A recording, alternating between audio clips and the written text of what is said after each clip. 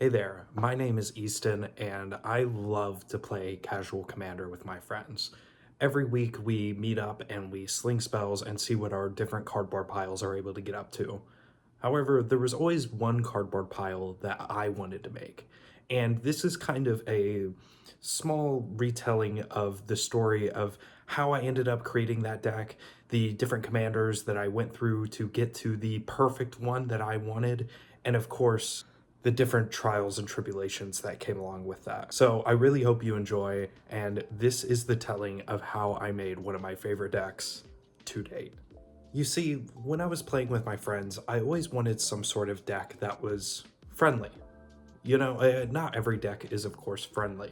You want to win at the end of the day, but I wanted a deck that could do something that my opponents might not actually mind and may give me a bit of grace for. So the idea that I originally came up with is a deck that gives away creatures. Not creatures that my opponents would necessarily hate or cause them to lose the game on the spot, but creatures that they might actually enjoy having on their boards. This led me down a complete spiral of deck creation that led to one deck being completely exiled from my playgroup and a police report for another. We'll get to that, but first let me go through some of the original commanders that I wanted to look at when I first started going down this path. Because my playgroup likes playing around a bracket 2 to 3 deck with no tutors or infinite combos or evil stuff that may just cause people to lose the game out of nowhere, these first couple of commanders were outruled straight up because of that. These would be Zedra the Great-Hearted, Blim Comedic Genius, and the Beamtown Bullies. All three of these commanders focus around giving away permanents to your opponents, but typically these permanents just cause you to lose the game on the spot. Let's go through them one by one. I'll give you some examples. First, we'll talk about the Beamtown Bullies. Everyone knows what they do. They bully. Okay, the Beamtown Bullies do not hide it. If you look at EDH Rec, the top card for Beamtown Bullies is Leveler. And I don't think that's a creature that my opponents would like to be given to them.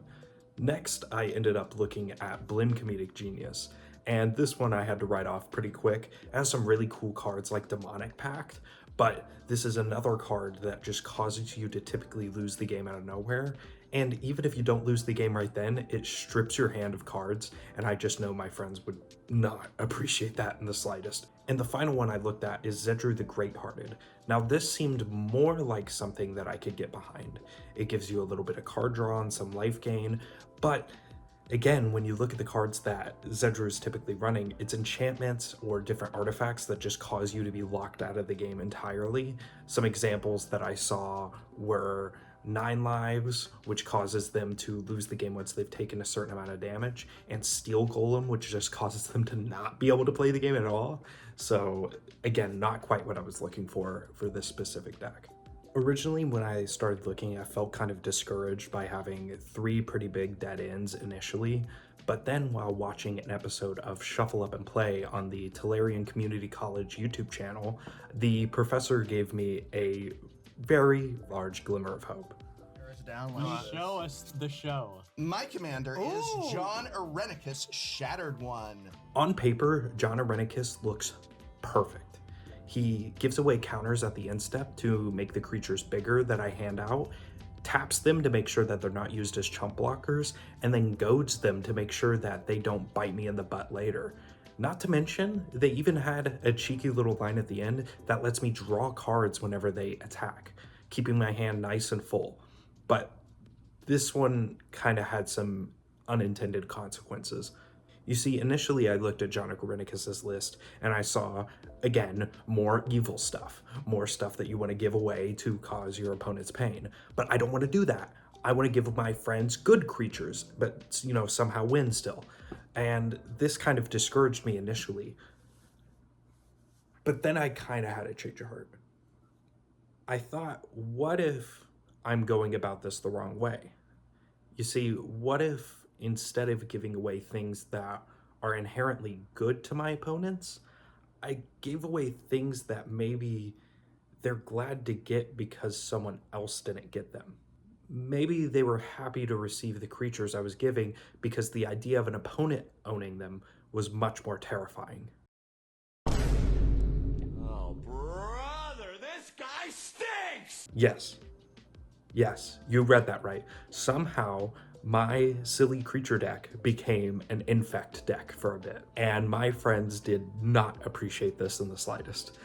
You know, there's something that's kind of brutal about turning a blighted agent into a 3/3 or a Skitherix into a 6/6 and just killing people out of nowhere.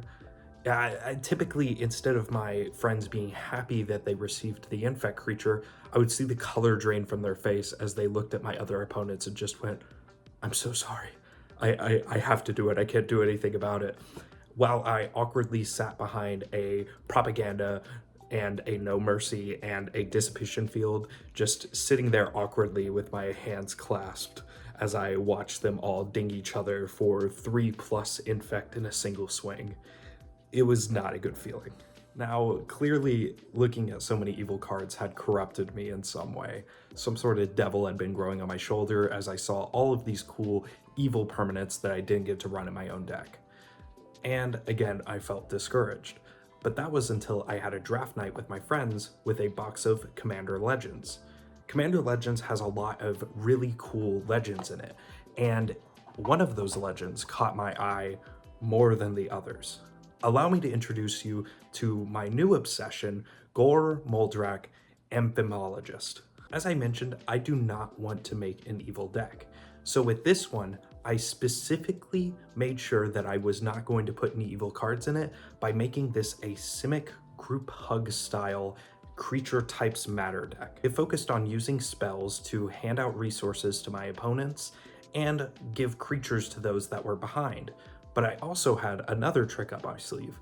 Because Gor Muldrak gives you protection from salamanders, I ran some very obscure jank cards that are able to change people's creature types at instant speed, therefore turning an attacker into nothing. Just a silly salamander that I'm able to swat away. This was a very silly deck that all of my friends seemed to really enjoy.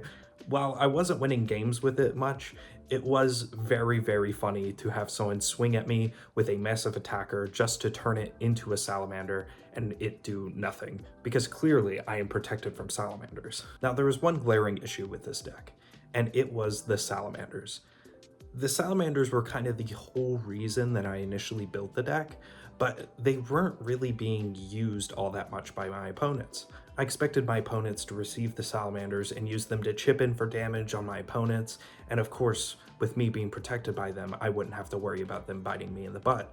However, my opponents typically just used them as blockers or kept them up for any other sort of sacrifice fodder or whatever else they needed, which was not really my intention with giving them the creatures.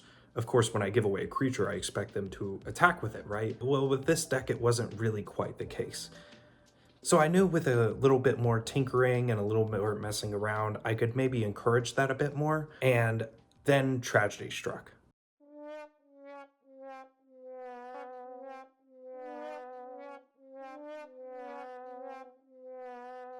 One night after finally winning a game with Gor Muldrak, I went home and went straight to bed, only to find the next morning that all 7 of my commander decks that I had in my car, that I very foolishly had left in my car, had been taken.